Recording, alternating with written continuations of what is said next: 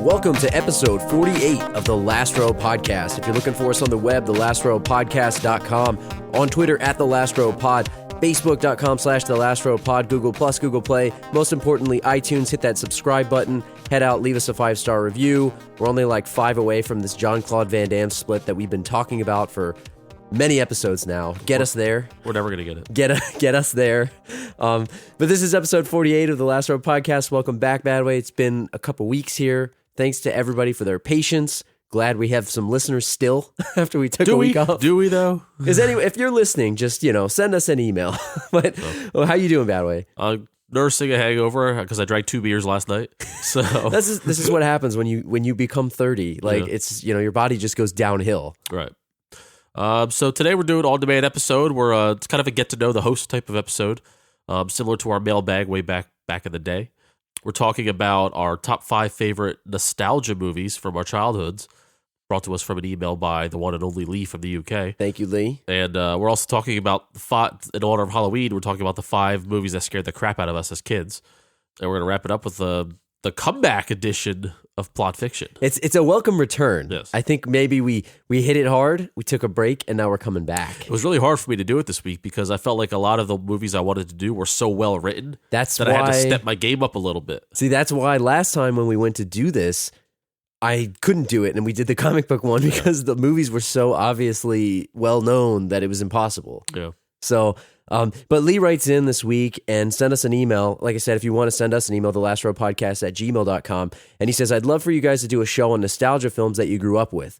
The main videotapes that I had when I was growing up that I'd watch over and over again were Beetlejuice, The Goonies, Flight of the Navigator, and Terminator 2. There were many more, but these were the main ones that I have good memories of. And I got to tell you, like, I completely agree with every single movie Those that are all Lee good just movies. listed. I got a question for Lee, though. I mean, Terminator 2, are you talking about childhood Terminator 2? Like, are you watching Terminator kid? Is that what we're doing here? I did, though.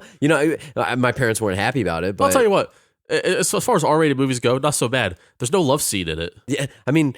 Not like Terminator 1. But what would the love scene be? Like Linda Hamilton trying to hook up with the Terminator? Like it's like the anger bang? Like they're on the run the whole time. Well, I mean, she's the last man alive, I mean... Yeah, there's not a whole lot of blood either, really. Terminator 2? No, it's the creepiness. Pretty tame. It's the creepiness of the T-1000 chasing you at all costs. Yeah. Like, no matter what. Although I'd argue Terminator 2 was more kid-friendly than Terminator 1. Quote unquote kid friendly. No, but they had the toy line, right? Yeah. So it's like Alien and all the other movies, right? So they point. tried to commercialize the thing kind of like they did with Ghostbusters. It's still a serious movie. Yeah. But think about the toy line that they pushed really hard. Like Arnold Schwarzenegger was becoming more of a I guess it was like right around the time of Last Action Hero-ish. I know that came after, but all the stuff that was going on at that time, they really did kind of push that to kids, even though it wasn't really a kid's movie. Yeah, there was more comedic elements to it as well. You're right. Anyway, getting off of that. Also, Flight of the Navigator, great call. Dude, I would have put that in my movie. list if he didn't put it in his list. So, Same here. Yeah, and great call. I forgot what the other one is. It Explorers with like River Phoenix and all those guys. Like, I don't know that one. Yeah, it's another movie in the same kind of genre. But that's another one that I think we grew up with that I was surprised that a lot of people don't remember. But I love Beetlejuice. I love The Goonies. I would have put those in my list, but I didn't because Lee already did. But those are excellent, excellent films. Yeah. So we'll go back and forth, no particular order. Just these are movies that kind of like, I would say shaped our childhood because we kind of go beyond childhood into teenage years as well. Pretty much any movie that has like ultimate rewatchability. Absolutely. Between the two of us. Like they were on TV a lot or you just had to watch them. Yeah. So should I start? You want me to start? Yeah, why don't you start? You kick it off. So I'm going to start with, there could have been 5 Jim Carrey movies on my list, but I didn't go that route. I put 2 on there. This is the first of the 2. Maybe his least popular comedy is Cable Guy. See, I had never watched Cable Guy until I met you and our very good friend Julio, who you guys had told me, because I heard that it was like, oh, the movie sucks. It's not, because Jim Carrey was like, oh, this goofy guy, right? He was coming off The Mask and he was coming off Ace Ventura. Dark and it was comedy. not the same movie at all. And I just kind of skipped over it because everyone said, oh, it's not really that good. No, it's really good. And it's very dark. It's very kind of twisted in a funny way. And it's so like quotable, so rewatchable. It's kind of the thing where it's the type of movie where you pick more things up the more times you see it. And I've probably seen it, no lie, at least 20 times front to back. It's one of those movies I didn't have like a copy of it. I didn't have a VHS of it or anything like that, but it was always on HBO, and I would watch it every time I was flipping channels. So stop it on the cable. What did you? I guess as we go through these, like what you kind of described very well why you liked it, but was there anything in particular that made it stick out for you that it was so rewatchable? Something that like you just wanted to see all the time? Was it like the acting? Was it the characters? What did you like about it? Like it was the one-liners. It was even the little touches as like Jim Carrey's lisp in the movie. And his just pathetic friendship, the medieval times scene, random Jack Blacks. Yeah, again, Jack Black was in that.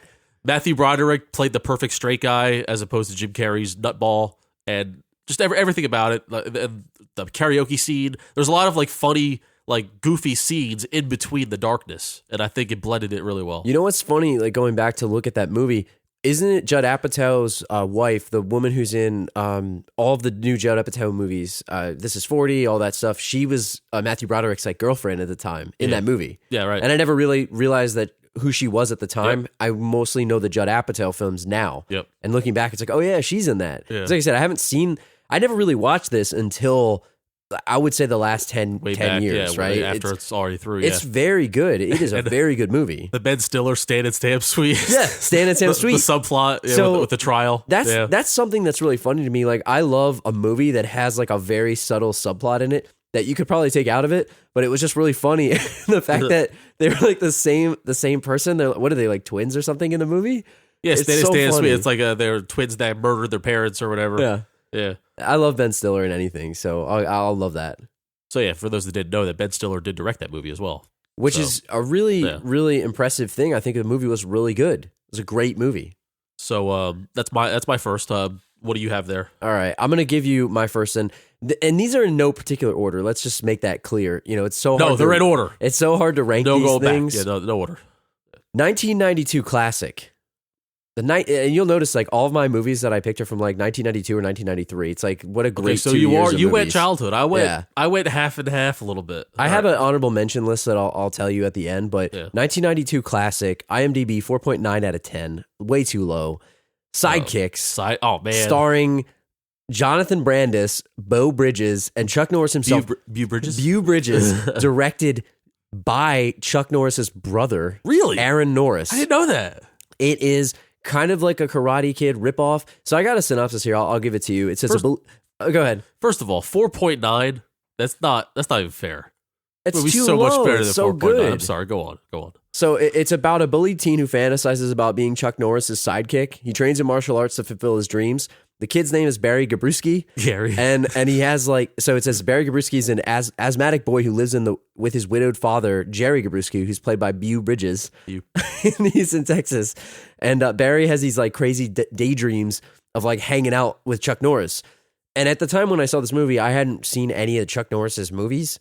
But he's like in the scenes, like famous scenes with Chuck Norris, like coming out of the water with a machine gun, like he's on his side.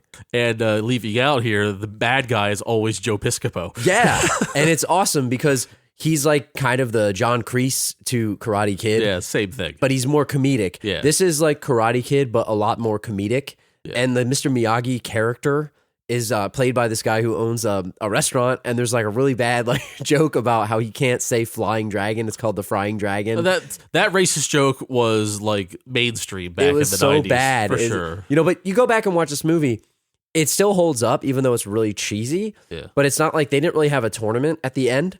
Like, I don't know if anyone's seen this. If you guys have, it's on YouTube, but you physically cannot buy this thing on DVD. Go watch it on YouTube. It doesn't exist on DVD in North America. I think it's a European, whatever the code is. But movie's so fun. It's such a great movie. I used to watch it all the time. I had it on VHS. You know, I'm pretty sure it was a bootleg copy somehow that I got from like a flea market or something.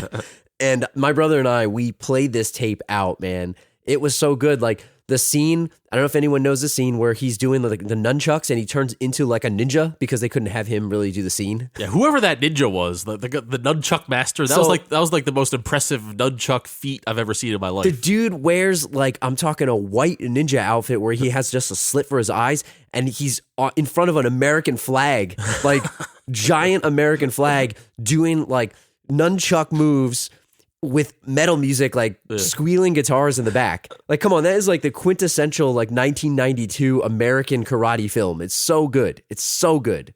Did you relate to Barry at all? I didn't have as the character. Not really, but like growing up, I guess maybe a little bit, but I never took karate or anything. Yeah. But like I just like the story because it was a little bit more comedic than Karate Kid. Like Karate Kid was very serious, where this was a little bit more like he had these crazy daydreams and he was just hanging out in these movies. And maybe I kind of did the same with Arnold Schwarzenegger growing up because Arnold was like my hero. And I also love the fact that like they had this scene where they're breaking bricks. Yeah. And it's like there was just different things. It wasn't just, hey, here's a fighting tournament. This guy does the crane kick. It was like, you know, they did katas, they did weapons training. It was just a really like it wasn't a full film. on like 1-versus-1 karate tournament. It was kind of like a jack of all trades team tournament. And then Chuck Norris just decides to join this kid's team.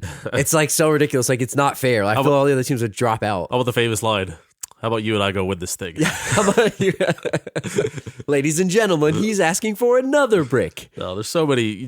I recommend watching. I could talk about this movie all day. Sidekicks on YouTube. Maybe we'll do it one day for the show, but I love it. Anyway, I'm talking too much. What's your next one? All right, I'll just get the Ace Ventura out of the way. Jim Carrey, number 2, Ace Ventura.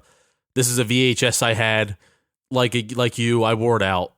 Watched it probably every day, and I'm not even joking, for like a year straight when I first, at some point, or at least I would fast forward to a scene, not realizing in 1993 when I was 9 years old, you know, maybe 94 is when it came out, 10 years old, there are so many inappropriate jokes in that movie that are like blatant too. It's not like they're not just hiding it, it's blatant that I just didn't understand until I got older. You're talking about the first one, right? Yeah, not the second one. Not What Nature Calls. So I never saw the first one. Yeah. I saw the second one in the theaters. Yeah.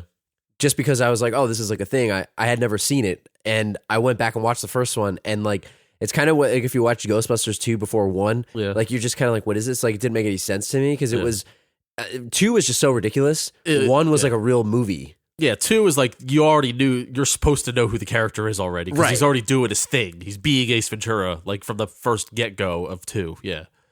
But 1, like even like the memory of the opening scene where he's like the UPS guy, the fake UPS guy going to steal the dog from the scumbag guy in Miami, and just him just kicking the box around, the fragile box. It's just it's that physical, the physical comedy, and you know I guess he had characters before that, but that was like so outrageous. He was so physical comedy. Yeah, like he was his facial contortions. It was new because the only thing he's known for was basically In Living Color. Right. It was sketch comedy. Yeah.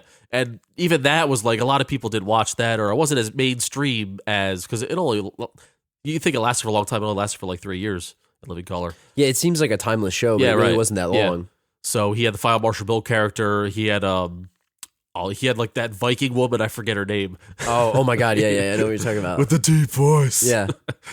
But his like foray into the big screen, it was kind of like a huge splash, Ace Ventura. And this whole thing, the thing about just finding the Miami Dolphins dolphin, it's just hilarious. It's a hilarious script.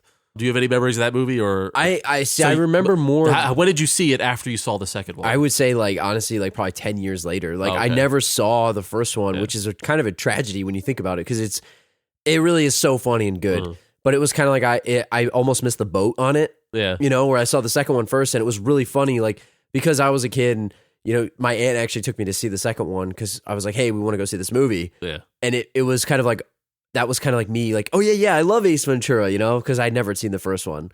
But it's really freaking good. So this issue has only come up only recently, not to get all, like, socially aware and all that. That movie is very, like, transgender phobic. The second one? Or the first one? Yes, it is. Because Ray Finkel turned into Lois Einhorn, and the whole thing about Lois Einhorn, like, seducing all these people, and everybody's all disgusted when they find out that she's a man and all that. You actually wonder about that. You know what I mean? now. It's like the movie kind of, like, takes a different turn now, looking at it the way we are in this day and age. Oh, yeah. Because the culture has been a lot more accepting. Like, back then, it was more like maybe... you could say it was insensitive in a way, right? Yeah, it's like insensitive. Oh, yeah, she's got a penis. Like, what a freak. But now it's you can't you can't really we don't think that way in this right, this and you day shouldn't and age. think that way. It's like, but yeah, it's like maybe the comedy was a little bit more. Oh, well, it's a comedy. Let it go. Yeah, you know. Whereas now it's like I bet they probably wouldn't do that as much, at least in a mainstream movie. Yeah, just you can't really. Yeah. So my second one is everybody's favorite robot, Mr. Johnny Five. I should have put that in mind. See, man. we did when we watched Chappie. I think I forgot how many episodes ago. If you watch Chappie, go back and listen to our old Chappie episode. We did an episode on Chappie, and then we ranked our 10 best fictional robots. The last robot ranking. The last robot ranking. It's on our website. Go check it out. The movie Short Circuit holds a special place in my heart because. And another thing that you can't really do anymore, they had a white guy playing an Indian guy, totally racist. That guy is and a lot of people didn't even know that guy's actually not Indian. Yeah. So I didn't know. Yeah, I mean, you can't do that. But that movie itself is just such a fun movie. I watched that so much growing up because I just loved Johnny Five. He was such an adorable robot. Yeah. I love the story of it. He was just a fun character. All the people in the movie were really funny. I just have really fond memories of watching that with my brother growing up. It's just a fun movie, and it's one of those nostalgic things that it's probably not as good now, but I really liked it at the time. I perfectly sculpted robot and perfect voice to give the guy too. I don't know who the voice guy was, but I think when you think about a robot, there's two things that you need. You need a good voice, number one. So it's got to either be really robotic, like WALL-E, which all he says is WALL-E, or you could have the very cartoonish, adorable voice. Yeah. And the second thing is his eyes. Yes. He had perfect eyes because he had those little flaps. It's all about the eyebrows. Yeah, and he could emote using the flaps, and his eyes would go open and closed, and it's I listed the first movie, but I'd say Short Circuit 2 is actually just as good of a movie. It might even be better because he was gold. I liked 2 better myself, personally. Because 1 is more of a, I don't know. It's like a movie? It's your classic sequel where it's more action, it's more kid-friendly. He was only gold at the end, but still. But that's what I mean. He was hot when he was gold. He got the gold finish. After. I'll tell you what, man. Talking about more kid-friendly, the second one, I almost cried because he got beat up. Yeah, man. They killed him. They took the crowbar to him. It was like the gang, right, in New York. And he was so gullible because he just wanted, he was stealing car radios. Yeah, he was just trying to be friends. Just said, please steal these radios. But I love Short Circuit. Just as a movie growing up, it had some great actors. I just love it. But the second one was really good. Yeah. It had the guy who's from Spinal Tap, David St. Hubbins. Yeah. I can't remember. Michael McKean. Yeah. So I don't know. I love that movie. So Steve Guttenberg was in the first one. Yes, he was. That's the classic 80s name. Yeah. And it's funny. Ali Sheedy was the girl. Yeah, from Breakfast Club, right? And she's actually in one of the plot fiction movies that. Are you serious? That I took, yeah. Oh, man. Which was coincidentally, I even think twice about it. So that's funny. What about your next movie? All right, so we'll go a deeper dive, less mainstream, but if you're a child of the late 80s, early 90s, you probably know The Wizard. Oh, yes. With Fred Savage. I didn't list this. Great movie. So, quick synopsis in case you don't know. A boy and his brother run away from home and hitch cross-country with the help of a girl they meet to compete in the Ultimate Video Game Championship.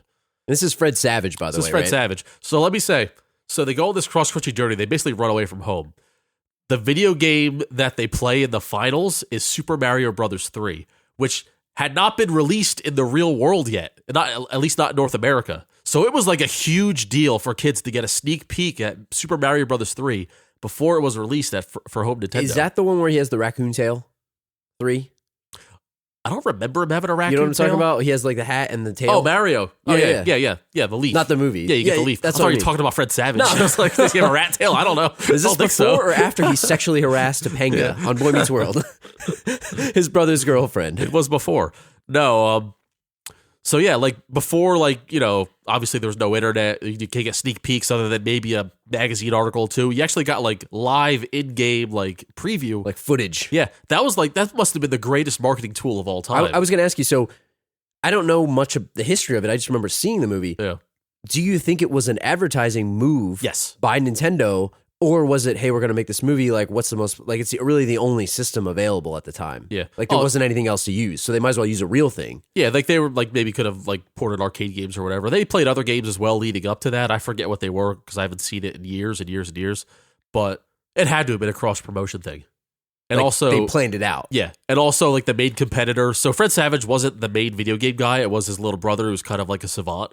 He was, he kind of had, I guess their parents, there was, I want to say maybe their mother died or something like that. It's pretty sad. Something tragic happened where the boy was a mute. Yeah. So, and I'm sorry I had all the details. I haven't seen it in literally over 15 years.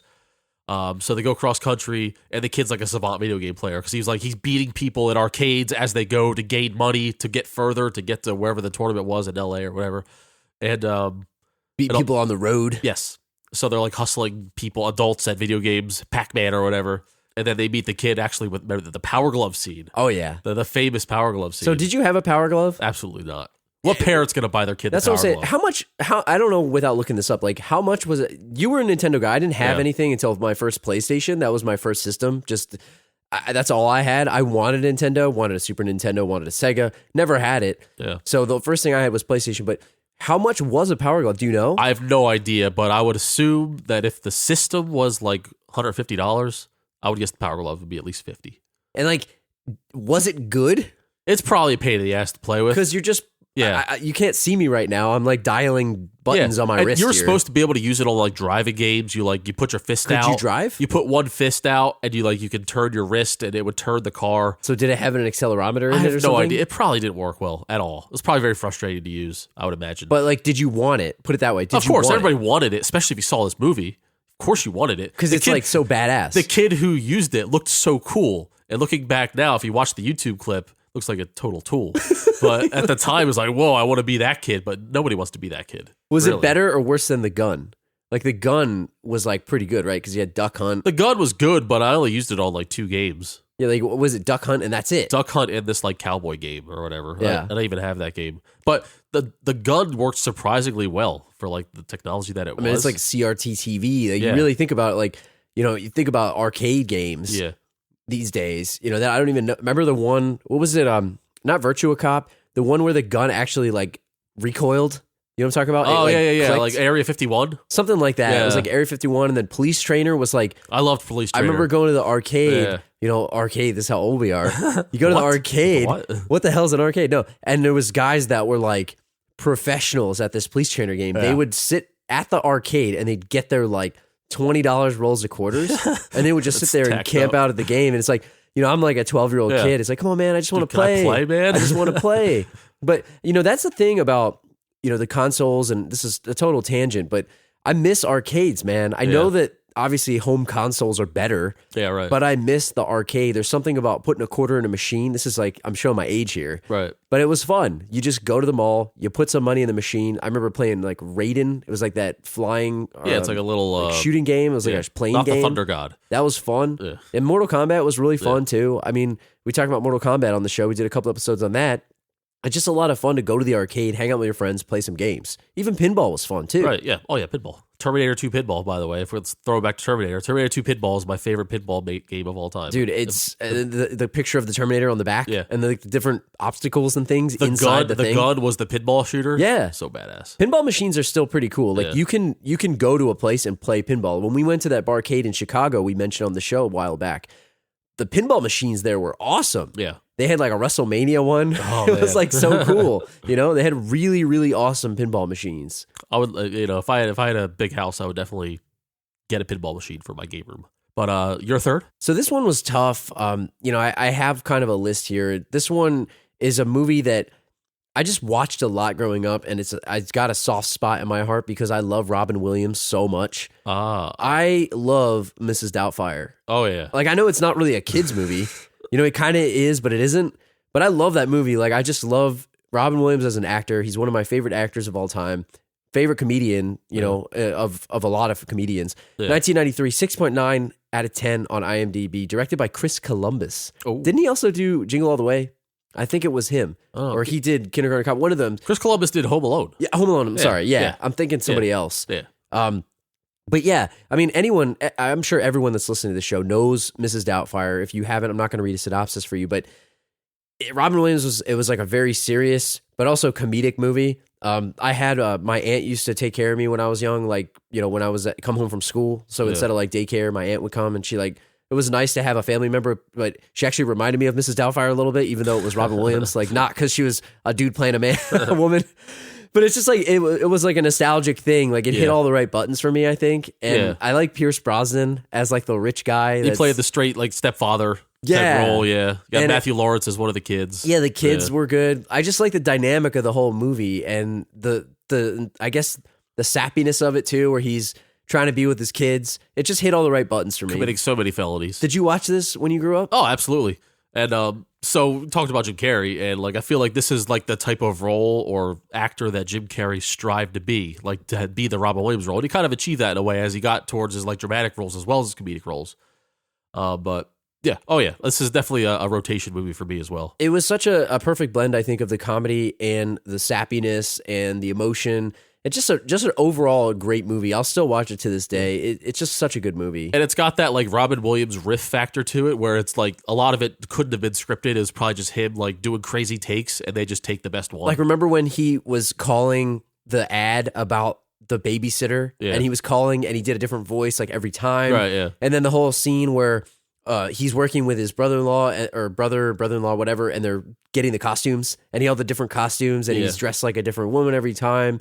It's just really funny, and the way that he acts, and I don't know, the way he interacted with Pierce Brosnan too, as like the ex-husband. It's just overall a great movie. I imagine there's so much improv in that movie that we don't even know about. Yeah, it's probably fun as hell, and probably a little frustrating to work on as well. Because how do you keep up with him? You can't. He's the star, and you just gotta let him do his thing. Yeah. I feel so. Anyway, what's your next one? Okay, I'm gonna go with a lesser known movie than The Wizard. Maybe it's not. It's called The Pest. Oh, John Leguizamo. I know this movie. Yeah, right. So we didn't share our list prior, by the way. So crazy setup. A Miami con man, who is John Leguizamo, agrees to be the human target for a neo-Nazi manhunter in order to collect $50,000 if he survives. That's the one where he's like running around and they're hunting him, right? Yeah, they're hunting him. Yeah. So he's just really he's like a street kid, kind of like a fast talking, small time, like whatever, con artist is the perfect word to describe it. So one way or another, I forget how he gets invited to this place. He doesn't know he's doing this. Like, he doesn't realize what's happening, that he's being invited to this rich guy's like area, land, to be hunted for sport. Right. I haven't seen this movie. I probably say what year was it? 99? Or I'm sorry. What'd you say? It's 1997. Okay, I haven't seen this movie probably since 1997. You saw it one time. I probably haven't seen it in 20 years. Yeah.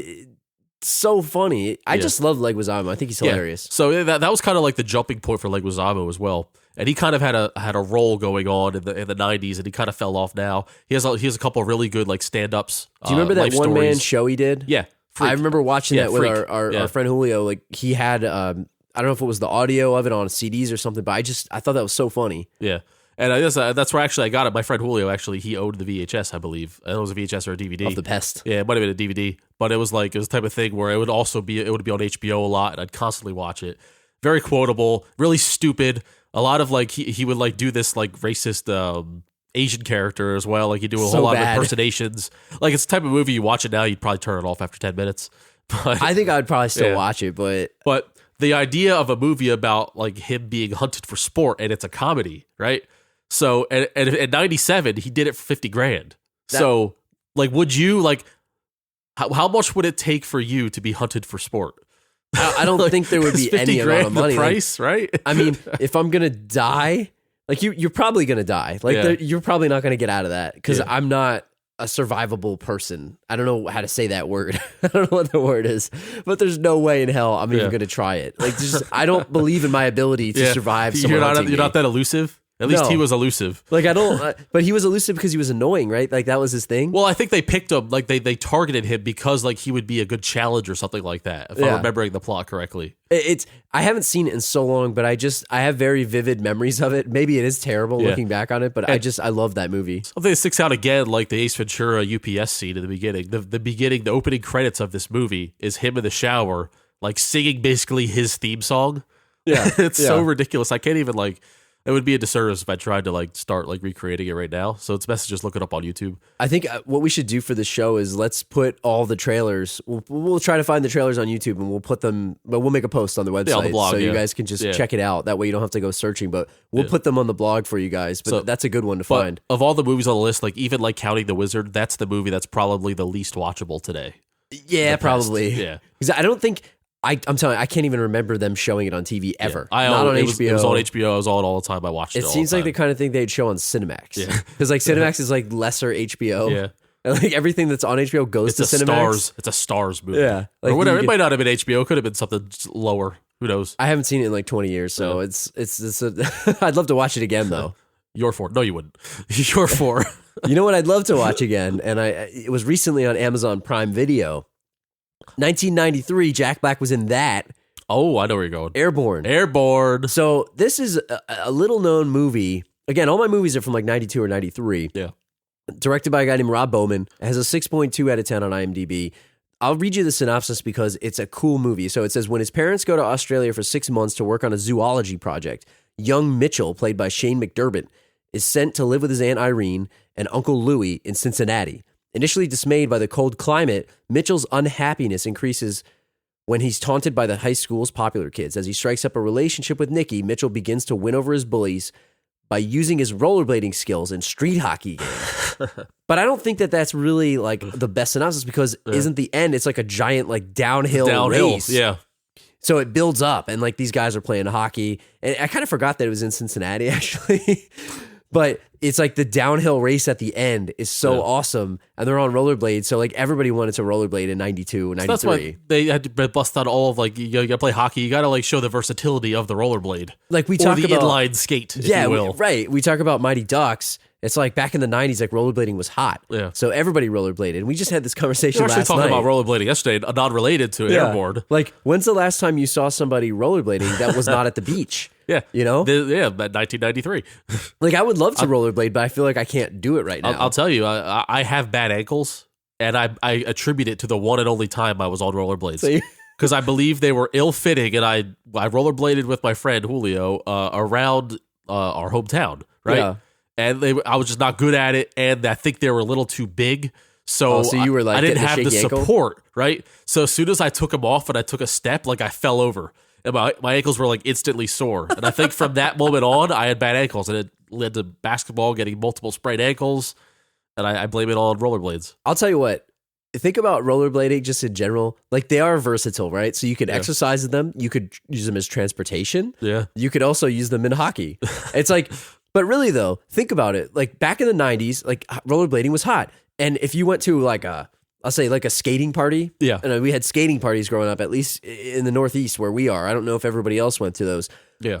At a certain point, if you had roller skates, you were a loser. Oh, you needed rollerblades. I couldn't do it, though. I had to be on the roller skates because the rollerbladers, they're going by so much fast. They're doing fancier tricks. But what am I going to do? Like put on rollerblades, try to act like I'm good at it? But there was a pressure. Would you agree with that, though? There was a pressure, like a social pressure of like, oh, you're that lame guy on roller skates. Like, what are you over here? And like everybody had rollerblades, so you kind of had to do it. So, but they brought their own, right? I don't think you could rent the rollerblades. No, they didn't have rentals. So you can only rent the skates. I'm not going to go buy a pair of rollerblades just to try to fit it with some stupid birthday party. That reminds me of the scene from Just Friends when he's skating. It's the rentals. He's like, it's the rental skates. Like they're not sharp and he's just sliding all over the place. But no, I mean, and there's nothing wrong with roller skating. I'm not knocking it. I'm just saying like that social pressure of, oh, you're using the rentals? The mid-90s, man. If everybody who was cool had the rollerblades, I guess it wasn't cool. So anyway, I love this movie. I don't think it's on Amazon Prime anymore. I don't even know where the hell you can get it, but I'd love to watch it again. So anyway, what's your next one? Speaking of movies you can't get anymore, is my number 5.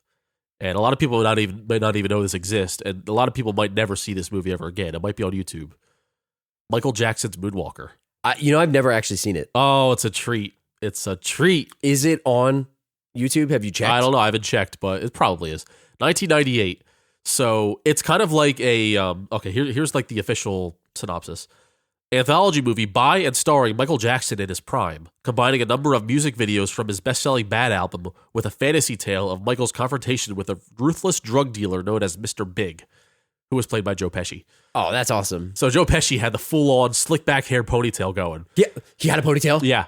Oh my God. And he had the circular sunglasses. The 90s villain Classic villain look, right? He had like a turtleneck on too, a black turtleneck. I was going to say, did he have a white shirt buttoned all the way to the top with no tie? I'm pretty sure it was a black turtleneck. Full on villain. Dude, right? Circular sunglasses and slick back ponytail, that's Terry Silver territory right there. Right. So yeah, like the synopsis said, the movie had a lot of his music videos, but like the extended versions of them. And in between them, there were like vignettes to like get you from one video to the next, so it kind of made sense. Like it had like the 18-minute Smooth Criminal video, like the version, which was awesome. And it like if you remember that video, there's like a little girl in it. Yeah. I guess you would call her Annie. I guess her name was Annie. That was her. Annie, are you okay? Right. So it's like they show her like looking in the window in the video, and it kind of doesn't make sense if you're watching it on MTV. Yeah. But if you're watching this movie Moonwalker, that's like the girl he's like is friends with. He's like friends with all these kids in this movie, which is kind of strange, but what do you do? I mean, maybe foreshadowing into. Yeah. So he gets like the girl gets kidnapped by Mr. Big or whatever, and they talk about the movie about like he tells her, oh, you got to wish upon a shining star and all your dreams come true or whatever. So she gets kidnapped. He tries to inject her with heroin. Like there's a needle and everything with the heroin dripping out of the needle. Mr. Big? Yeah. Like it's really like scary. I feel like you can't really make that now. Yeah, like the needle is like almost in the girl's arm. Like he's ready to put the heroin in And the how girl's old arm. is she? She was like 8. See, that's pretty bad. So Michael Jackson goes in to save her, and he sees the somehow gets the shooting star. Yeah. And he turns himself into this awesome robot, Michael Jackson, this mecha Michael Jackson, where he can like kill people with his voice because there's like pretty awesome. It's like the voice is so powerful, like he's going "How!"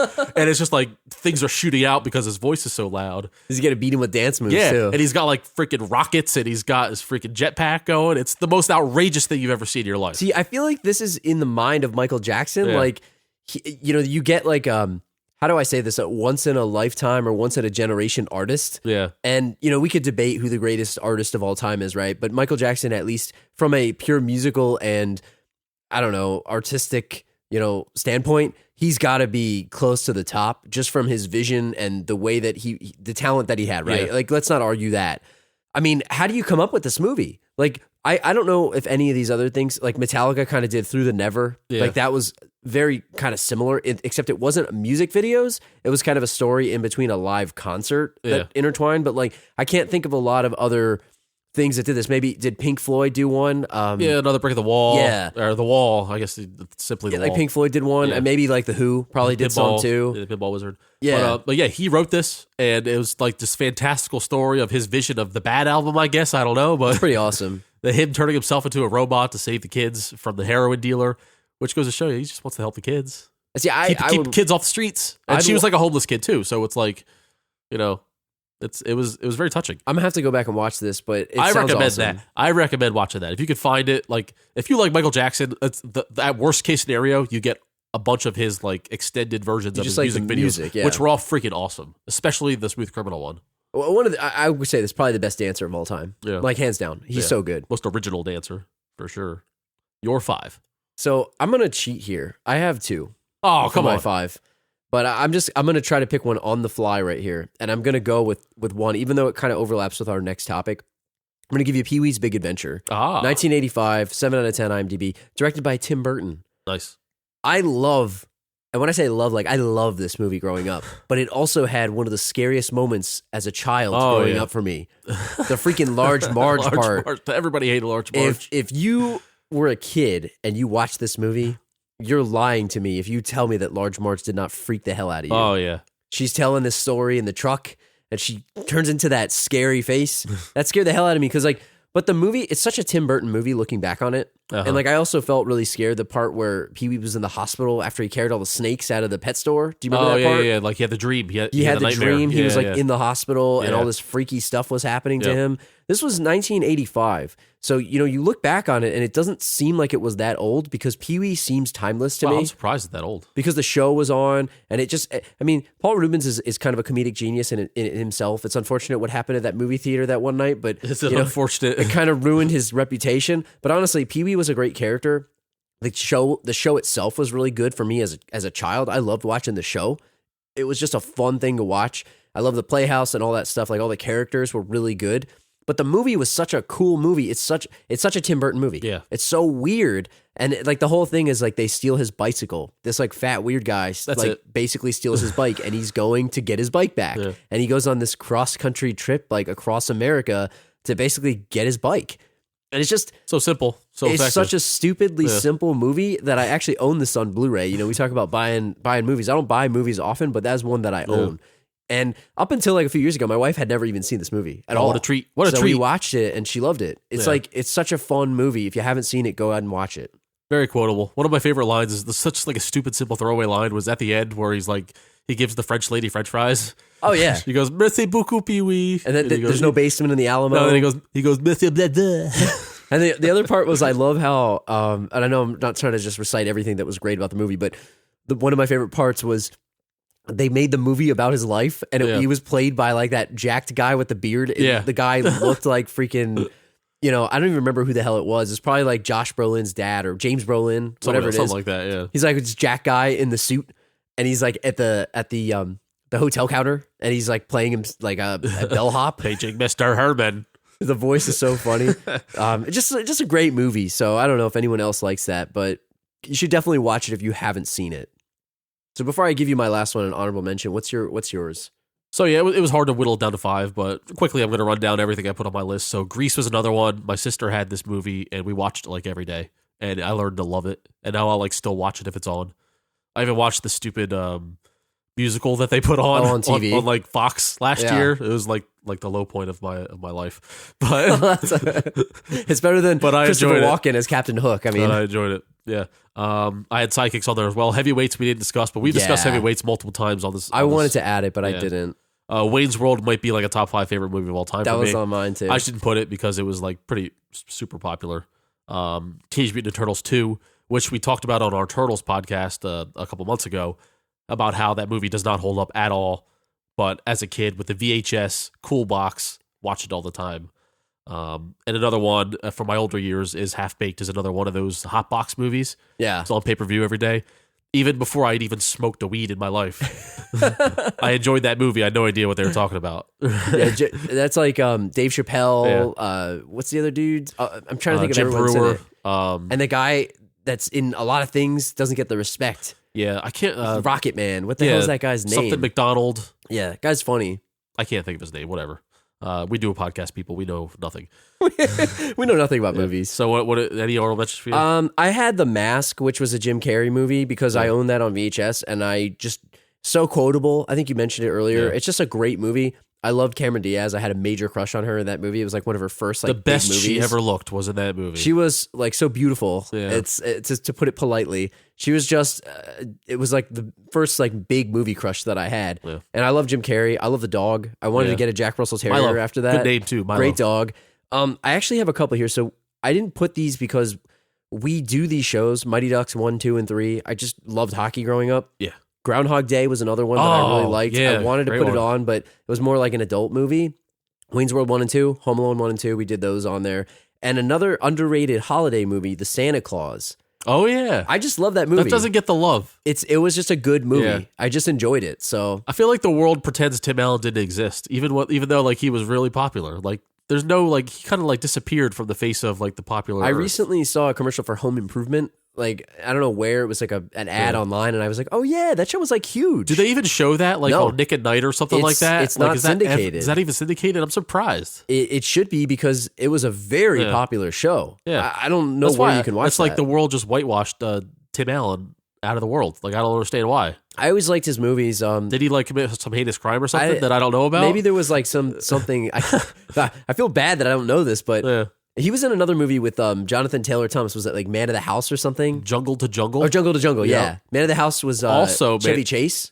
But that was still Jonathan Taylor Thomas. Yeah, but he was in that too. Yeah. He also fell off the face of the world. Yeah. But yeah, I liked Tim Allen. I liked The Santa Claus. It's one of my favorite like holiday movies, but it's more of a kid's movie than like Christmas Vacation, if you will. I think JTT is like a writer now or something. Is he really? Something like that, or director of independent movies. Like, so I think he's still in the business, but he went behind the lens. So let's quickly run over. We went long, big time on that. And it was a good time doing it. Let's quickly run over our top 5 movies that scared the crap out of kids in celebration of the Halloween season coming up. Let's go with your number 1. Let's segue right over to Pee-wee. So yeah, I would say Pee-wee because of Large Marge, but then my list, I took more of like a horror stance on these. Yeah. But I would say Pee-wee was probably the first one that really did scare me as a kid. But I'll give you one that's like an actual horror movie. Yeah. Children of the Corn, 1984. Oh, God, the kids. And I'm not going to say here, I sat here and watched this as a child in 1990 or something. Yeah. Like, it's just that I knew that it existed. No, the idea of it. This is what most of these are. Yeah. And maybe it was on TV or something, something to the channels, and I didn't have the guts to sit there and watch it at like 8 years old, watching Children of the Corn. That like, just, there's something about Evil Children, which freaks the hell out of you. Oh, you know yeah. what I mean? Like between that, and I have a couple others on here, but what's yours? So speaking of Evil Children, the Child's Play movies for me is like number one with a bullet or a knife. I was definitely afraid of like knives as a kid, and like the fact of like a killer child's doll coming around stabbing you with a knife, it would like freak the crap out of me. And like I remember like just being afraid to watch TV because the preview might come on, or like walking through the movies through the video store, like accidentally seeing the cover box, you know? So that's how scared I was of this movie. You know what's funny for the listeners? Back when I used to live with Badway, one of my friends and I, we used to joke, and I would never do this, but we used to joke about ordering the Chucky doll and just placing it in Badway's room when he wasn't home. No way. So that when he came home or like turned the lights on, like he would see that thing. But I'm not that mean. I wouldn't do that to you. So here's the thing. I actually watched the movies and enjoy them now. I've got over my fear when Bride of Chucky came out. Yeah. Like that was just silly enough for like actually like, all right. And at the time I was like probably like 16 when that movie came out. And I finally worked up the courage to face my fears. And I was like, you know what? This is a funny movie. Then I watched the old ones and I was like, I'm fine with it. But having said all that, if there was a Chucky doll in my domicile, there's no way. I would burn it. See, I would never do that to you. I would burn it. There's no way I would live with it in my house. I had conversations about trying to scare you, but I'm not that mean. I wouldn't do that. Well, thank you. So my next one is something that also has like really creepy kids. Pet Cemetery. Oh, yeah. That's actually the next one on my list, too. So we can double this one. And I actually watched it, I would say probably maybe when I was like in my late teens. I actually watched it. Yeah. And it's still just creepy. Again, it's like the guy resurrects his kid. It's so freaking weird. God. And then at the end with like he has the wife come out and she's like getting the knife. Yeah. At the very last scene. And so it's like it's not a happy ending at all. It's just evil. The evil, idea of it freaks me out, you know? And the second one too, you know, the second one with Edward Furlong. Yeah. His like only other movie besides American History X. I hate that movie too. That movie scared the shit out of me too. It's just Pet Cemetery is such a creepy thing, like burying a dead kid and having him come back to life. Yeah. It's such a weird concept. I don't like it. So like his mother's dead and he brings his mother back, and his dog died and he brings his dog back. The dog's like a zombie dog. It's so weird. It's enough. So that's on your list, but what's your next one then? The next one is not a horror movie, but it's something that freaked me out as a kid, was Edward Scissorhands. Okay. Came out in 92. So what freaked you out about it? So it came out in 92. I was 8 years old at the time. And for the most part, it was like his white face, you know, Scissorhands creeped me out enough, but like him in his tower with his owner creeped me out with all the mannequins. It's a Tim Burton thing, like, you know, H.R. Geiger is a weird dude from Alien, the guy that designs all that stuff, but you got to wonder, like, what did Tim Burton go through growing up that he thought of these weird things? Yeah. And then like him at the end when they're trying to quote unquote get him because they think he like, because he got the pitchforks? Yeah, he accidentally cut Winona Ryder. So like he goes and like he like saves the boy from getting hit by the van, and like he's trying to protect him, but he's actually slicing his face by accident. Oh, like man. That freaks me out. Like I don't want that happening to me. It's your fear of knives. Yeah, and then exactly. And then he got into the tower and he fought what's the freaking kid's name? This stupid kid from Weird Science. Oh yeah. I know who you're talking about. Anthony Michael Hall. Yeah, where he like stabs him in the gut and he falls out and then he kills him. Like the scene where he stabbed him in the gut and there's blood on his stomach. Like that like freaked me out big time, and I like could never watch that movie again until much later. Tim Burton movies are just weird. Yeah. So I could understand that completely. I feel like I watched that movie much earlier than I should have. I should not have watched it as an 8-year-old. I feel because it's like, oh, it's Tim Burton. Because like it made me scared of it until like a much older date. Until you were 30 years old. Yeah. I don't know if you have this on your list, but I'll give you this one. This movie is just, I've said this on the show before, demonic things really bother me. Yeah. Like, you know, exorcism and all that kind of stuff. I just don't like it. I'll watch it, but I don't like it. Yeah. Hellraiser. That's next on my list. This on the same movie, page here. and it's like, it's on the level of it's really just effed up. Yeah. And I just don't really like it. Yeah. But I don't know if you saw the synopsis for this. And I don't know what this has anything to do with it because I haven't watched it in so long. But go ahead. It says sexual deviant Frank inadvertently opens a portal to hell.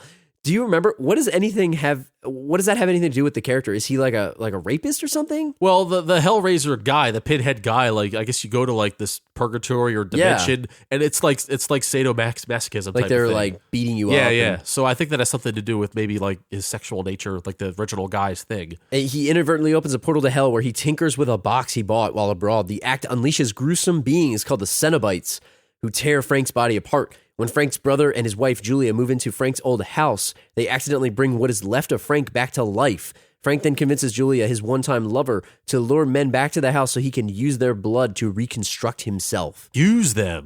I would just remember like a scene of like his body like with no skin on it, and like him coming up underneath the bed. Yeah. It's the inside out skin as that a kid you should freaky. never see. Like, yeah. And it's back before CG, so they did have like a lot of practical effects, and it looked real, man. Yeah. And they got these like leather suits that you would see like at a metal show. Yeah. And like the guy, but the head is like this disfigured freaking like, I don't know. Pinhead guy, right? Gooey. Well, there's Pinhead. Pinhead doesn't really show up in the first one until like Yeah. the very end. But like there's like these demons with these like white faces and they're like mushy heads. Yeah.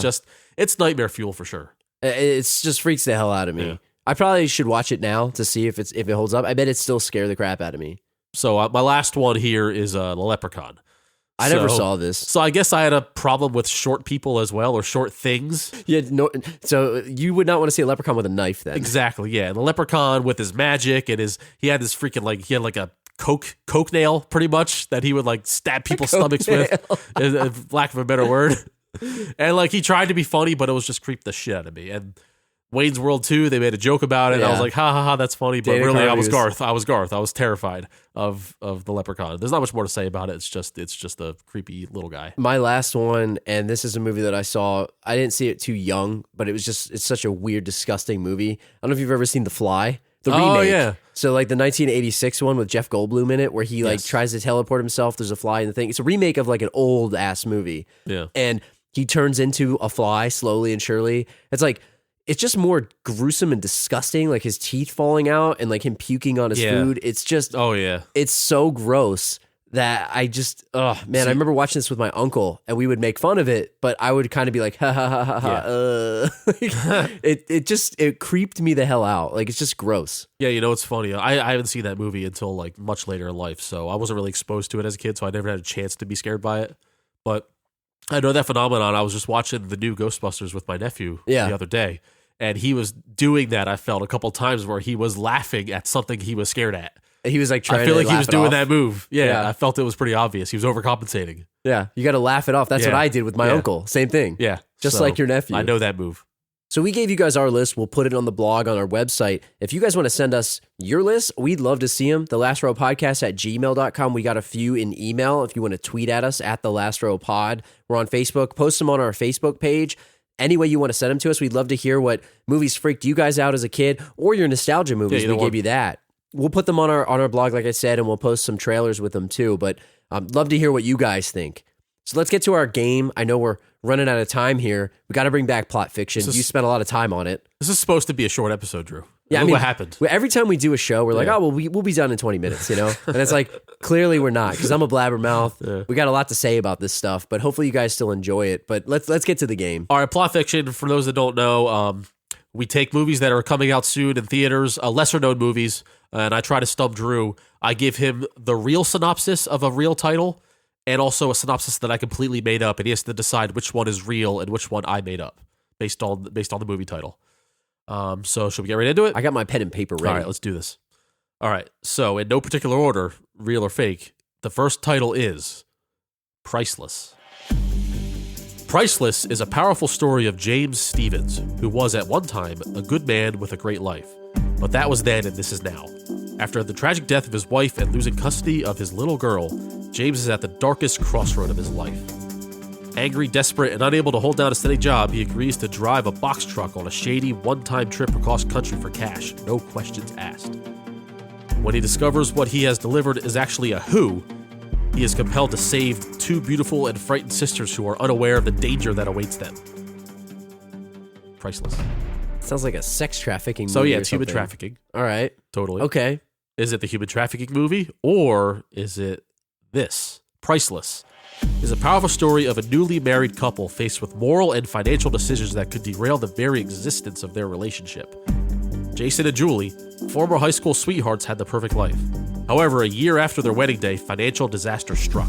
Upon both losing their jobs, their savings, and faced with losing their newly built house, the couple take drastic measures to save the material possessions they hold so dear. Both seek out seedy and illegal forms of employment behind the back of each other, only to surprisingly be pitted against each other on a score from their rival employers. With neither quitting or failure as an option from their dangerous employers, Jason and Julie must find a way to survive the night and pick up the pieces of their broken foundation. Oh, man. Priceless. Oh, man. So is it human trafficking priceless, or is it man and wife pretty much going up against each other priceless? All right. I've got a guess here, and I feel like the second one. First off, you brought your A game today already. It was hard because it was hard to make a fake one with a real one. Number one, I'm gonna say priceless. Human trafficking is the first one because that's a hot topic right now, and I feel like it sounds like Mel Gibson, by the way. But I'm gonna say number one, the first one is true, the trafficking one. Okay, first of all, yes, it's true. You're correct. Okay. Ding. Second of all, it does not star Mel Gibson, but you're damn right it should star Mel Gibson. Right? Yeah. I mean, come Good on. call. Get Mel Gibson in that. It sounds like Payback or whatever the other one would. I don't know who it was. I didn't recognize the name of the actor, but if this were 10 years ago, it damn sure would have been Mel Gibson. I'll tell you what. Yeah. Very good job on the second one, though. That's a good one. Is this the other Family Hero movie? Yeah. Oh, yeah. Definitely. I was going to do a prostitution thing, like both male and female prostitution, but I know you'd see right through that. Like they had to compete against each other. Like I know that you knew I made that up. Who could get more clients? Yeah. Priceless. Okay. So you get one for that. Good work. Number 2, Jack Goes Home. Jack Thurlow is a successful magazine editor with a beautiful fiancée, Cleo, who is 7 months pregnant with their first child. However, this perfect life is turned upside down when Jack discovers that his parents have suffered a brutal car accident in his hometown. His beloved father has perished, while his mother, Teresa, has survived. Upon returning home for the funeral, the volatile nature of Jack and Teresa's relationship boils to the surface, and the constant barrage of sympathy from the town starts to weigh on the grieving process. With the arrival of mysterious new neighbor Duncan, Jack finds audio recordings and videotapes left behind by his father that lead him to question childhood memories and the very foundation of his identity. With pressure mounting and sanity crumbling, Jack comes to learn that the idyllic world he has believed in since infancy is in fact a nightmare playground full of lies, deception, violence, and murder. That sounds like the male version of a Lifetime movie. Jack Goes Home. That sounds pretty good. I'd watch that. You know I love Lifetime movies. I'd watch that. All right. Number 2, Jack Goes Home. Jack Goes Home is a story of the mercurial Jack Hargrove, who has the perfect job, the perfect car, the perfect house, and seemingly the perfect life. Until, that is, his girlfriend dumps him, citing his recent predictability as the main source of displeasure. Jack, desperate to regain the spark in his life, quits his job, sells off his possessions, and embarks on a cross-country trip from his current location, Seattle, to his childhood home of Tampa, Florida, entirely by foot. Jack Goes Home is a heartwarming and uplifting story of redemption, adventure, and self-discovery. Jack Goes Home. Oh, man. All right. The first one sounds like a Lifetime movie made for man. The second one sounds like it would set.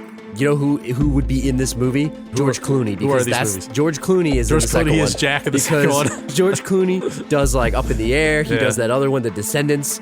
Oh man, this is really hard. I'm gonna say that the first one sounds like a thriller, but it sounds like you made it up. And I'm not sure that you would use the word mercurial in the second one. I think the second one stars George Clooney. He probably doesn't. I don't know. The second one is real. The first one is made up. First of all, again, great call with the casting because the second one should star George Clooney, right? He would be in that. Yeah. It's the type of movie you see the trailer and you're not sure if it's a comedy or a drama, right? You're like he's searching for his soul. Yeah. Or they'll paint it as a comedy and you get in the theater and you end up being very depressed. And you cry. Yeah. Right. First of all, you're wrong. Second of all, you're wrong. I damn. made up the second one. Damn it. I used the word mercurial because I have a good vocabulary. I'm not saying that you have bad vocabulary. I just feel that I'm surprised that you used it in that. Yeah. I was afraid the real one was so overwritten that why you were going to pick it. No, but I thought it was overwritten because I thought you overwrote it like trying to trick me. See, the last line of the first one, Jack comes to learn that the idyllic world he has believed in since infancy is in fact a nightmare playground. I thought you made that up. Nah, there's no way I would have written I thought you made that up. So I win that one. So who is in this movie? Rory Culkin. Oh my God. Yeah. All right. Okay, good job. 1 for 1 So here. we got a Culkin in there. So, but yeah, man, second one. George Clooney. I got to right? hand it to you, man. George Clooney and Mel Gibson first. I'm just You're gonna on cast. fire with these I'm gonna castings. cast all of these. By the way, hey, it's a fake plot, right? You made it up. Let's make it. Let's call up George Clooney's agent. So we're 1 win, 1 loss. We got 2 more to go. The third movie is called We Are X. We Are X? We Are X. Like the letter X? Yes. All right. First one. A cult group simply called X's gained infamy throughout Atlanta, Georgia in the late 1990s. The group's off-center leader, Xavier, brings seemingly lost teens and young adults into his group with no real attainable goal in sight. His X's, quote-unquote X's, would do housework, tend to crops, and even be sent out into the town to get normal 9-to-5 jobs only to hand over their entire paychecks to him. The spell Xavier cast on his young crew is both fascinating and horrifying. This documentary, We Are X, explores the true story of daily lives of Xavier's former exes, conducting interviews with former subjects to try to get to the bottom of the mysterious appeal of the cultish clan. That's a tough one. We Are X. All right. Or documentary. We Are X. All right. X Japan was formed by childhood friends Yoshiki and Toshi, who ignited a musical revolution in Japan during the late 1980s with their melodic metal and flamboyant fashion. In the fall of 97, at the height of their success, the band X broke up, devastating millions of fans. 20 years after the tragedy-fueled split, the director traces the arc of X, from phenomenal origins through tumultuous superstardom and premature dissolution up to the present day, as the band prepares to reunite for a show at the legendary Madison Square Garden, while struggling to reconcile a past haunted by suicide, injury within the cultist extreme, with the insatiable thirst for perfection. Oh, man. We Are X. So is X a documentary about a Japanese metal band? Or is X a documentary about a cult in the late 90s in Atlanta, Georgia? Dude, you really pulled out all the stops this week. I thought I could get through this game pretty quick, but Yeah. man, see, I like how you wrote however, if you wrote it or whatever, whoever wrote that synopsis at the end about the Japanese metal band. Yeah. But would a Japanese metal band play Madison Square Garden? Fatal Flaw? That's the question. Or and not. I feel like I could see a cult being part of Atlanta, Georgia. Like, it just seems like you would see that in the news. It's very southern of them. Gosh, man, I feel like I've seen those types of cults like in Texas and Atlanta, like that kind of like area with like the preachers, but I don't even know if it's religious related. But both are in the same time period, so they're both Man. late 90s. I'm gonna say the first one is true. The cult Is true. But I would love to know what that metal band is, and I'd love to listen to their music. Incorrect. The metal band is correct. Dude, I went back and forth on that in my head. I just can't win right now. Actually, I don't know if you remember this. So we used to share an apartment together.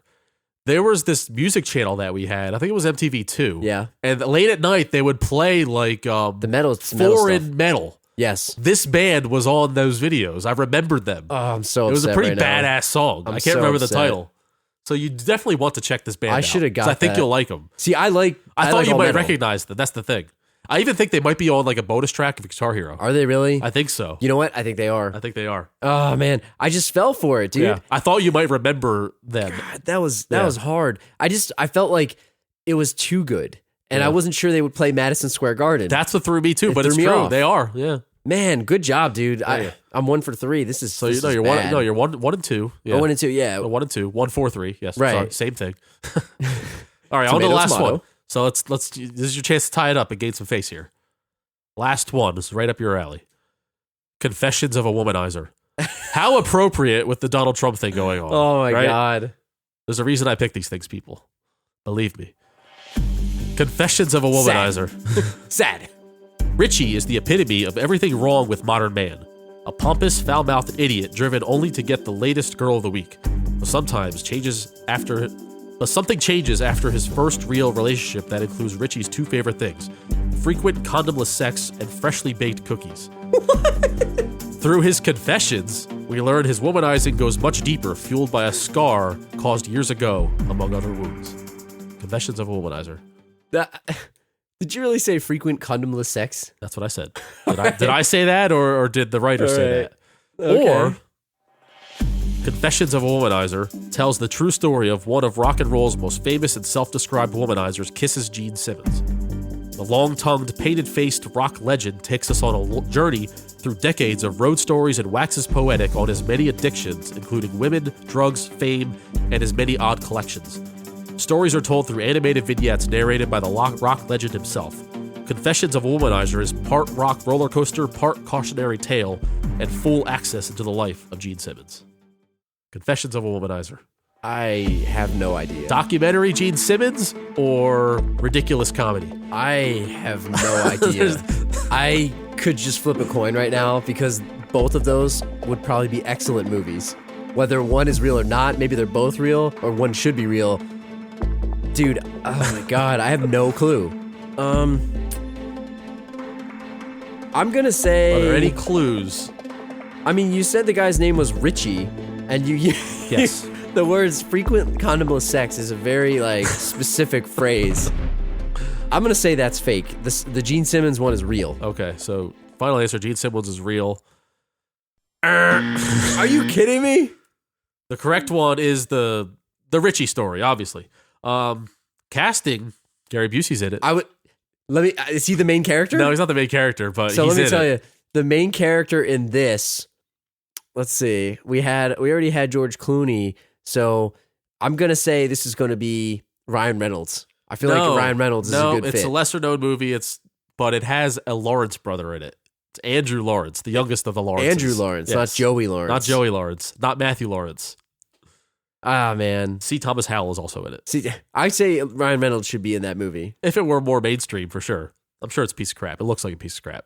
Dude, I can't believe that was a real movie. I didn't think you would have thought that the world needed a Gene Simmons documentary about his womanizing. I got a 25. But the world doesn't need a TV show about Gene Simmons either. Yeah, he's an ass. The really. reason why I picked that was real is because he's all over TV. He's all over everything. I wasn't sure which womanizer I was going to pick, but I felt like that was obscure enough that it might be true. So what was the clue in there? Did you have a clue? Because it just didn't seem like I could tell. There was no real clue, and I just thought there's no need for a Gene Simmons documentary. All I'll tell you is damn good job, as always. I get a 25% again. I thought you were going to kill me on this one, actually. But. Dude, you did a really good job. Great way to bring the game back.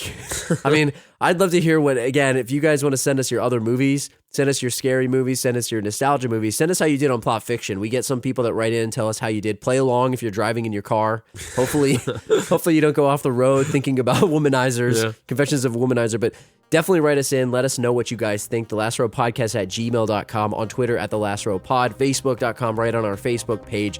And like I said earlier in the show, if you're on iTunes and you like the show, head on out, leave us a 5-star review, tell us what you like about the show, let us know where you're listening from. Be much appreciated. When we hit that 50 review mark, we're going to do that video of us doing the JCVD split. And also in celebration of Jean-Claude Van Johnson, we did it, guys. Woo! We did it. Woohoo! It's a show. They're going to make it a show. So however you guys want to get in touch with us, we'd love to hear from you. And if that's all you got, Badway, that's all I got. We'll see you guys next week. So I've been stretching, getting ready for the split. I'll tell you what, I've been stretching it and it's not going well. It's not going well. I might have had an Arian Foster injury.